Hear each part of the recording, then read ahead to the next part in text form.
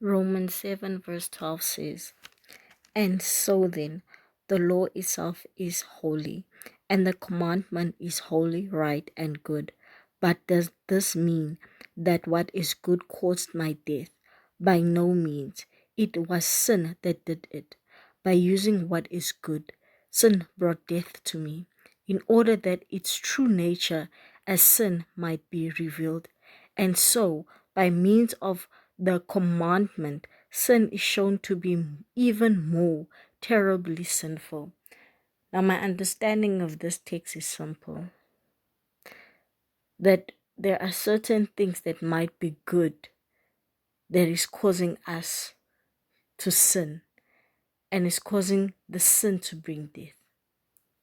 You might have money, but if that money is keeping you away from God, that money will bring sin, and that sin will bring death.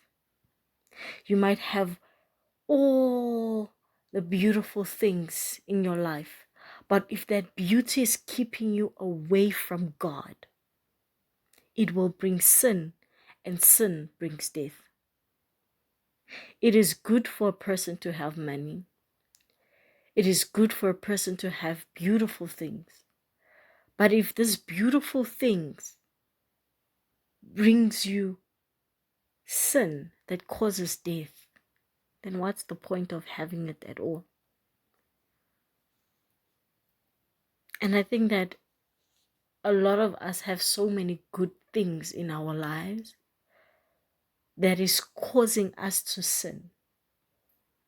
You have the job, you have the title, you have the wife, you have the kids, you have the husband, you have the church, you have everything that is good except God.